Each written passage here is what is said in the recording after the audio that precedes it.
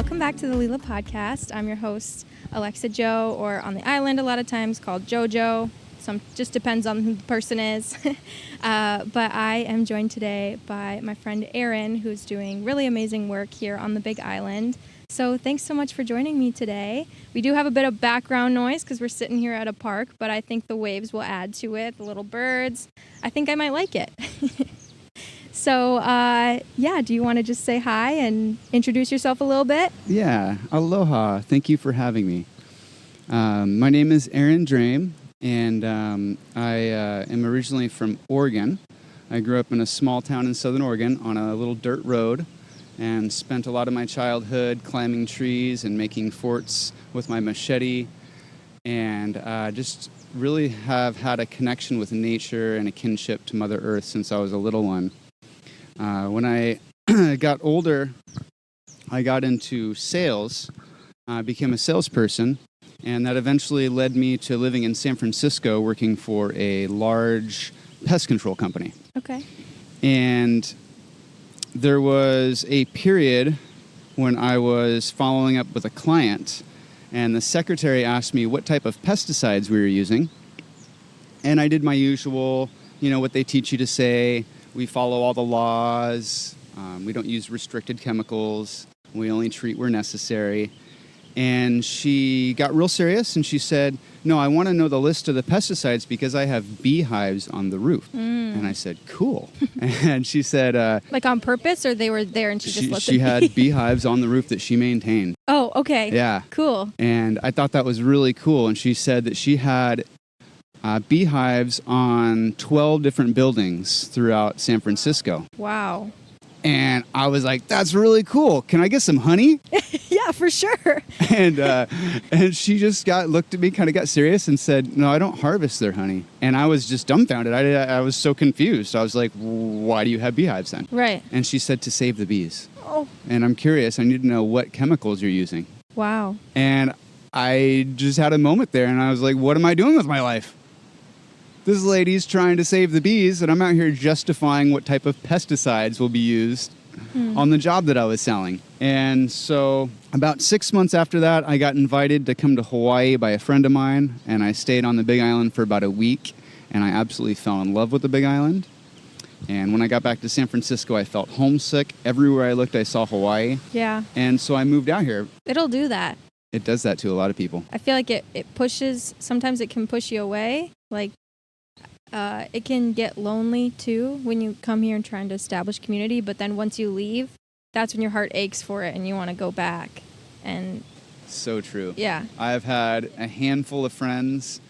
Actually, almost all of my closest friends have moved off island, but they all want to come back, and they all try to figure out how to get back once they leave. Yeah. They get that rock fever, the island fever, which I feel from time to time, and I try to go back to the mainland and visit. I'm going to be going to Oregon here next week to visit some friends and family. Awesome.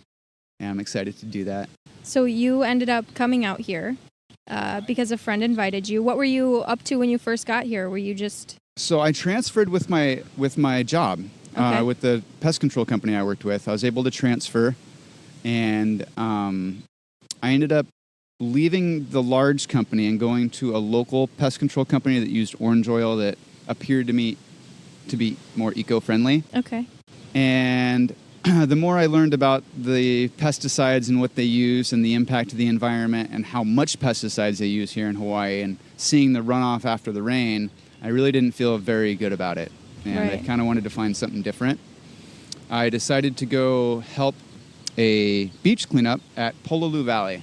Yeah. Which, if you've never been, it's a beautiful hike down into a beautiful big black sand beach. Oh, yeah. Depending on the tide.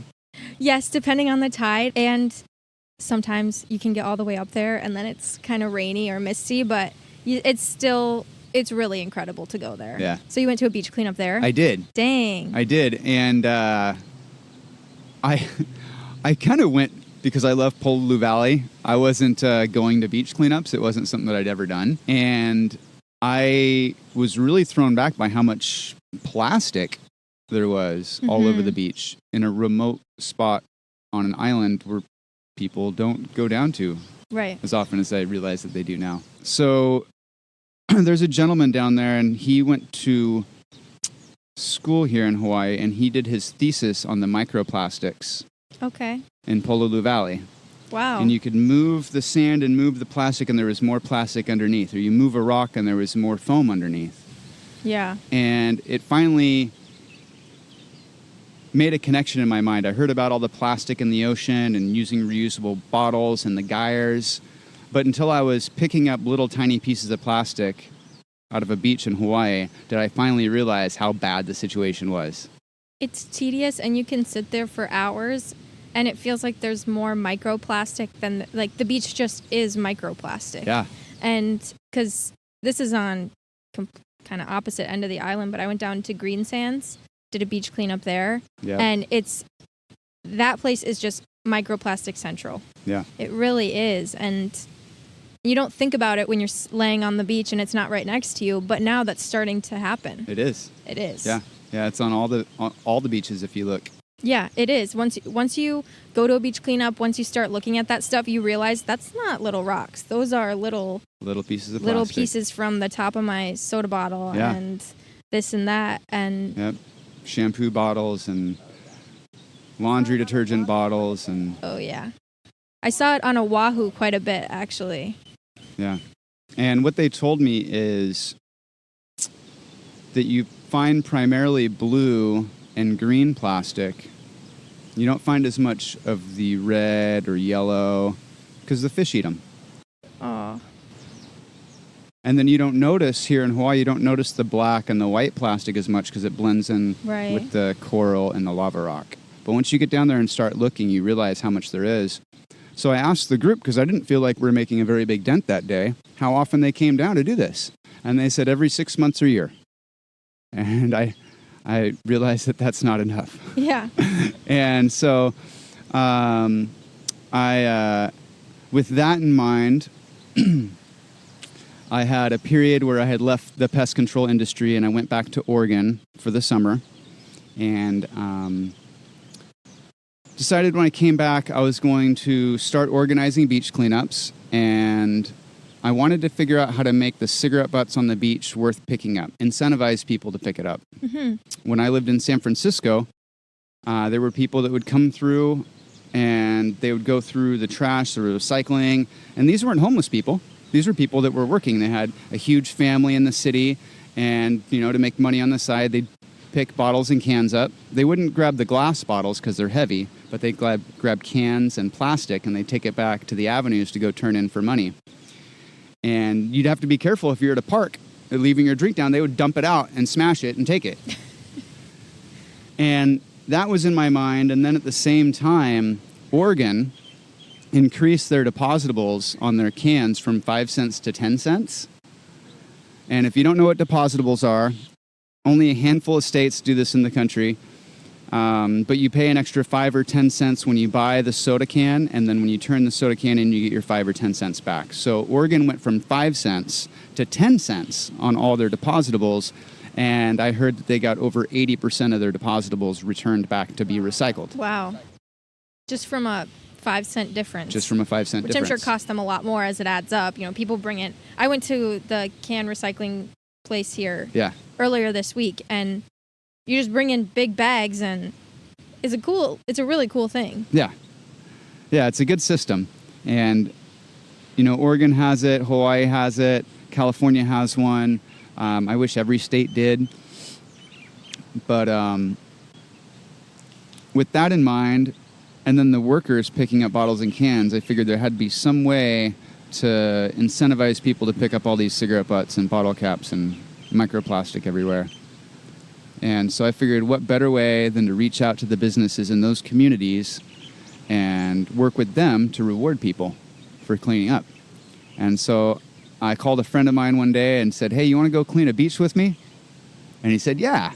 I said, cool. What beach do you want to go to? He said, let's go down to Kua Bay. I think there's a lot of trash last time I was down there. Yeah. And I was like, let's go.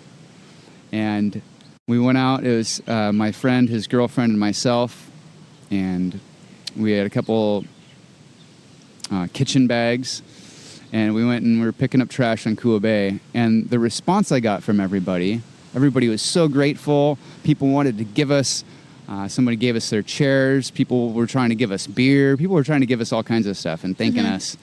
And I told my buddy about my reward system I wanted to create. And he got really motivated and excited. He said, all right, I'll do this. I'll help you create this business. Yeah. He has since moved off island. But that happens a lot. He'll be back. He will. He's been trying to come back. However, him and his girlfriend really kind of helped keep me motivated that first year, because within my first month of doing the cleanups, I heard about Camilo Beach, which is on the south side of the island that accrues plastic from the currents. Lots of plastic, really close to green sands that you're talking about earlier. Yeah. They accumulate hundreds of thousands of tons of plastic. Tons? Yes. I actually believe it, seeing down that area, because we weren't quite at Green Sands Beach. We were really near it, so maybe it's in that area. Yes. So Camilo Beach is located between Green Sands and Nalehu on the southern tip of the island. Yeah. And it's very remote. It's hard to get to. Hawaii Wildlife Fund does lots of cleanups down there. They have, I can't remember their figure, but it is huge. And they said when they first started their cleanups, it was 6 to 10 feet deep in some places. Of plastic? Of plastic. And it's so disheartening. I had a schedule to go down there, and I got horrible news. My older brother decided to take his life. And I, at the time, was a fairly new orphan. I had lost my mom when I was younger and my dad after moving to Hawaii. I'm so sorry to hear. Thank you. So it was rough, and I almost canceled my trip because the day it was scheduled was his birthday. And I decided, you know what? I'm not going to change what I'm going to do. He would want me to do this. I'm going to honor this cleanup for my brother. Special. And so on my brother's birthday, a couple days after I lost him, I see firsthand how bad our plastic problem is. And it was unbelievable. I've never seen anything like that in my life. And so I think that was the fuel that pushed me through doing the cleanups consistently through the pandemic, through breaking my ankle, through losing my vehicle broke down and I was stranded on the southern side of the island for a while without transportation. That's tough. You need a vehicle on this island. On this island, yeah. So I've ran into so many obstacles, but I think it was that impactful moment of seeing everything firsthand after losing a family member that really helped me fuel through the hard times. And my project now, we have cleaned up about 19,000 pounds of litter. And thank you. That's incredible. How long ago did you start this? So I started this project in 2017. Okay. There was about a year during the pandemic where I couldn't organize any cleanups. Yeah, right. And then I had about a year that I was having truck problems, and then about a 6-month period when I had my ankle broken. Tough. So there's a couple holdups. I haven't made it down to Camilo Beach in a while because the truck maintenance, the maintenance I need on my truck. Mm-hmm. Well, it's really, if you didn't need maintenance before you go down there, you'll need it after. It's really hard to get, I actually don't know how people drive through that. It doesn't look drivable, but people just are doing it. It's not even potholes. It's just big craters. Big craters, jagged lava rock. Yeah. Loose chunks of jagged lava rock. It's so hard. You've got the passion, but at the same time, you can't necessarily do that to your truck, even if you weren't having problems before, even if it was brand new. Yeah, I was going down there every month after I heard, after I lost my brother. I need to get some love to my truck before she goes back down there. So that 19,000 pounds, a lot of that is just small trash. A lot of it is cigarette butts and bottle caps. If I was continuing to do cleanups down at Camilo every month, it would probably be a much larger number. Oh, yeah. But 19,000 pounds is still a good amount. But in that time, I think I've worked and partnered with a little over 40 businesses. Incredible.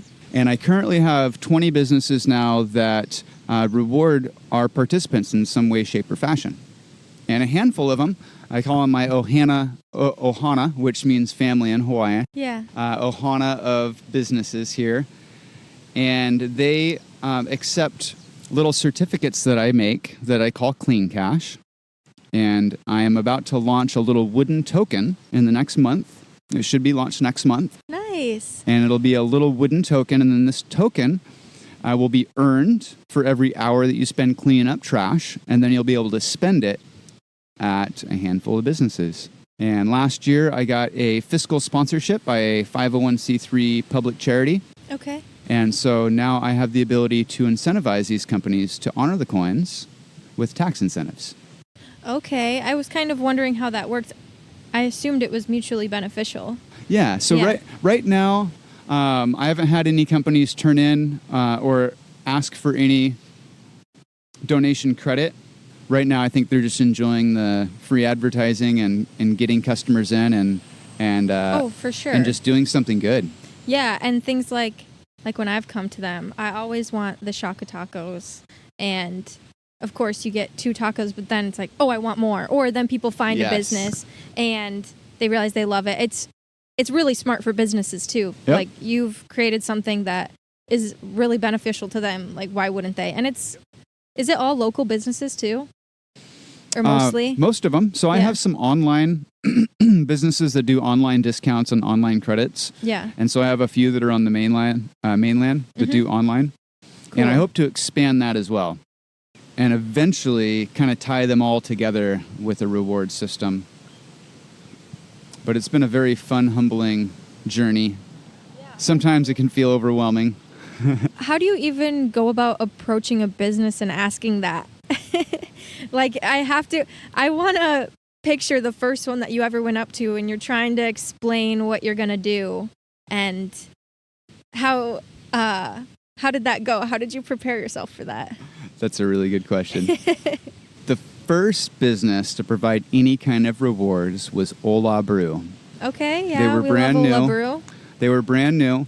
They had just opened, and I was just bringing my beach cleanup flyer to post on their community board. And I told him what I was doing, and before I could even ask him, he said, well, we want to be part of that, and we will give everybody that does your beach cleanups half off. Woo!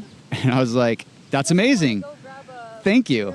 Who doesn't want to go grab a beer or something, or a bite or something at Ola Brew? It's right close to here. Or some food. They got some great food there, too. Yeah. That's smart. I love that. They wanted to be a part of that. You didn't even have to I didn't ask even pitch the idea yet to them. And it's kind of what you hope will happen. You're like, you know what? I wish that happened everywhere I went. I hope that they ask me to contribute so I don't have to do it. And so it's funny because that's what I've done is I'll come in with my flyer and just say, hey, I'm doing this. And then I'll ask, would you be interested in rewarding people who clean up beaches? And it's funny because I had a pizza company one time say no. And then as I was waiting for my pizza that I ordered, he says, okay, here's the free slices for the beach cleanup guy. He's feeling the moral pull. I was like, I actually ordered some pizza. I wasn't asking for free pizza. I was... Oh, he thought that you were asking, like, hey, I've been doing really good work. Can you at least give me some food? You're like, no, it's not supposed to be for me. No, it's for the people that come to the cleanups. You're like, I paid for this pizza. Yes. And so that was cute. Yeah, that's funny. I can see how that miscommunication might happen. Now, the first company to be part of the Clean Cash, the certificate where somebody can just come in and get a free item without having to pay anything, was Loco Wraps. Okay. He created a certificate for me, and the first one was free tacos, and the next one was free smoothies. And so I took his little coupon that he made, and it gave me an idea, because I would call on other businesses, and they would expect me to come up with a coupon. So I figured, you know what? I'll just make my own certificates, and I'll make them universal. Mm-hmm.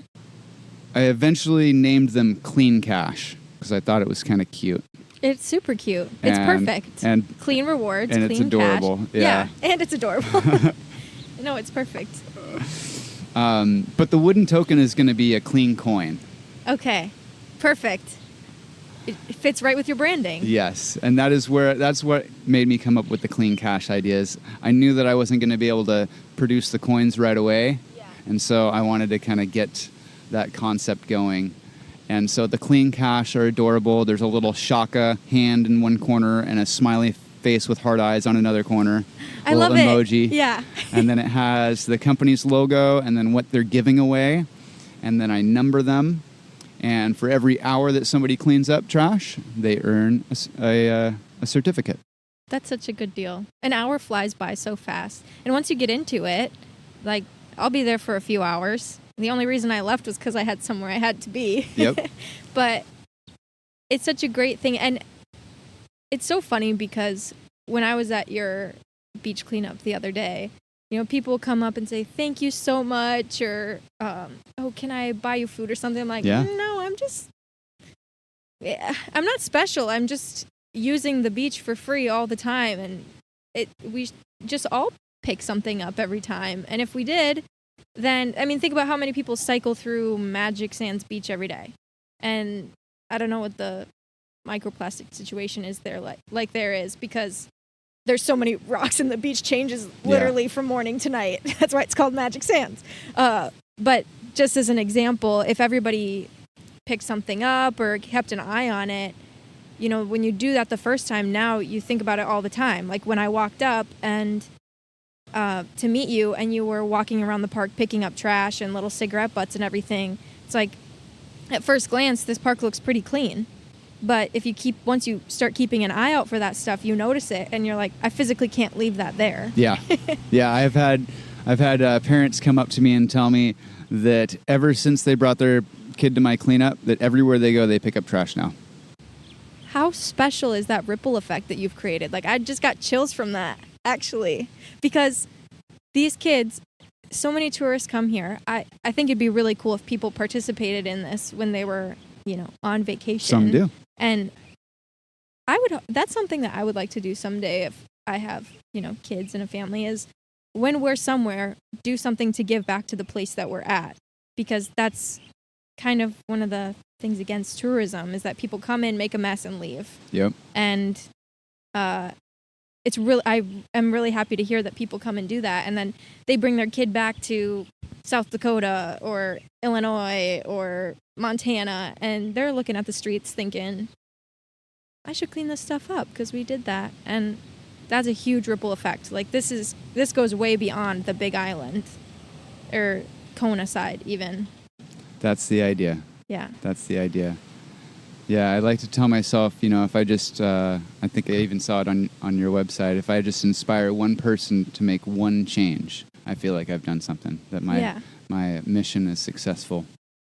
And it can be so easy in doing this type of thing to get discouraged sometimes, feel like it really can. I'm not doing enough, or am I hosting enough events or doing this, or, you know, I'm sure that you have your own host of things like that, because that's just part of starting something. But I know that I have to ground myself in that rooted, like, if this was helpful to one person, and sometimes if I get discouraged, then I think about how I'll get a message from somebody and they're like, oh my gosh, this one thing inspired me to go book this trip, or inspired me to do this, or made me think about this. I'm like, shit, if I created all of this for that one thing that's going to turn your life around in some way, or I guess not turn it around, but affect it in a good way, then shit, it was worth it. Yeah. But it's really hard to feel like that sometimes, especially if you're down south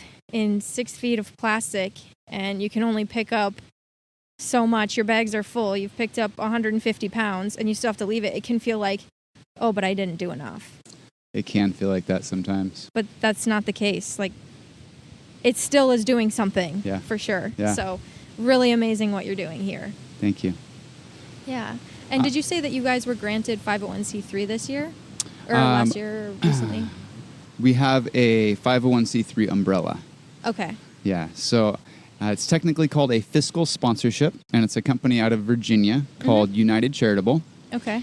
And they blanket me with their 501c3, Okay. And so they handle all of the tax paperwork and general liability insurance. Nice. And my stepmother remarried, and her new half created a nonprofit, and he's on the board of 2 others. And when I told him that United Charitable did all this for, whatever percentage they charge for their legal fees, he said, that sounds like a great deal. Yeah. He's like, it's not much more than, or about the same that he pays for another project that he does for a sponsorship, but he doesn't have the insurance or any of the other support that United Charitable provides.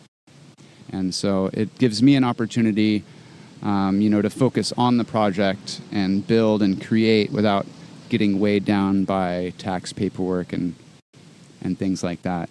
And that's the stuff that can make it feel like, I just don't want to do this at all. Because it clouds the motivation to carry out your mission.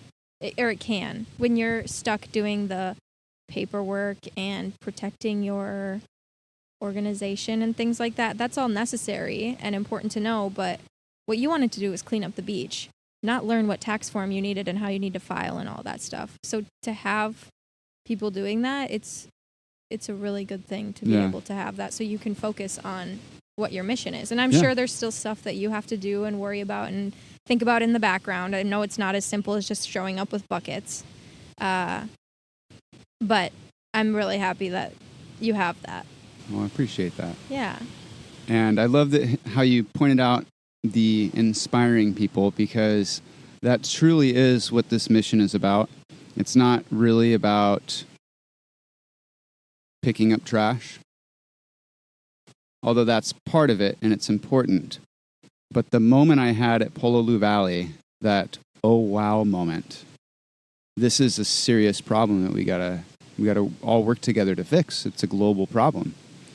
And so my mission here is to get more people to have that oh wow moment. So the reward system is to motivate people to clean. So Clean Rewards' mission is first to motivate people to clean up the trash. And then from there, it gives us an opportunity to educate people about the pollution problems and introduce sustainable solutions. Ultimately, we want to inspire change. So there is a planet for future generations. Exactly. It goes deeper than just the physical aspect of cleaning. And the reward system, seriously, genius. That is such a genius thing. I've thought about that since a year and a half ago, right before I left. I think it might have even been the day I left or the day before I left. I came to the beach cleanup, which I didn't know about Clean Rewards at that time, but you were partnered with my friend Bree, the founder of Exploring Within, and I wanted to support her, so I came, and then I was just so blown away, and I kept intending to make a video, so I didn't make it until recently. A few weeks ago, I posted a video about it, a year and a half later. Better late than never. That's okay. I liked it. I shared it. Yeah. I appreciate it very much. Yeah. But just because I thought it was such a cool thing that that you partner with different people, and for that particular event, we got the headsets, and she played music while we were in the general area. I think it has a mile distance or something, which you can do a lot in a mile. You can sit in 1 5-foot square and hang out there for an hour, probably, when it comes to microplastics. Yeah. And so that was just a super cool thing. So I remember last time I was here, I had recently launched the brand as a whole, but it was just a blog at the time, but I had so many dreams for it to be more, and I kept thinking about how I wanted to have a podcast and who I wanted to interview, and so it's just so cool to be back here and actually get that opportunity and have it come to fruition, because from that moment I thought, I want to highlight this person in some way, whether it's a blog post or a podcast. So thank you so much for being a part of this, because I just want people to know about it. I thought, this is genius. And I keep saying that, but seriously, I go clean up a beach and then I get to go get a free ice cream cone? Oh, yeah. You want to know the funniest part about that? Most people, when they first come to my cleanups, Because most people don't come because there's a reward system. They just want to come help out Yeah. and clean up. And most people don't want anything. And I'm like, here, come, I've got rewards for you. And everybody says, no, clean up the beach is a reward or not enough. And I look at them and I said, you don't like tacos? What about ice cream? You like ice cream? Yeah. And they're like, wait, businesses agree. what? Yeah, free tacos. Yeah. They're like, oh, I want tacos. Yeah, of course you do. Or a little something here. Try a smoothie. And no, I don't know for sure. But there's different businesses that I've learned about because I see them on your little thing. And Yes. I don't pick them because, I have my favorites. I just can't get enough of that mango chili sauce Yeah. at Chalk. But I think Loco Wraps, I didn't know about that before. And it's a good place to go grab something if you want to grab lunch or something. And it helps people know about them too. I love it. It's just, Well, hopefully soon you'll see the beach cleanup token. yeah. And then hopefully you'll see it expand past Hawaii. Yeah. I'm so excited to be able to be a part of this when I'm here and follow you and look forward to seeing the ripples that you continue to leave. Yeah. Yeah, for sure. Well, definitely I'll be sharing links and everything when I share this episode. And my last question for you is just how can people support? Not everybody will have the opportunity to come to the Big Island, but how can they support you otherwise? Yeah, that's a good question. So if you are unable to come out here and help with a beach cleanup, you can donate to the mission. You can go to cleanrewards.org. That's Clean Rewards, CLEANREWARDS.org. And there's links on there to donate. As I said earlier, we are a sponsored program of United Charitable, so all donations are tax deductible to the full extent of the law. And also, if you are not in Hawaii and you own a business and you would like to reward people for cleaning up the environment, you can always reach out to us on our website. And if you have a business here in Hawaii and you'd like to reward, you can do that as well. Please help support this mission. And another thing I would say is probably following you, resharing your stuff. That stuff is always... Yes. It always goes further Yes, than people think it does.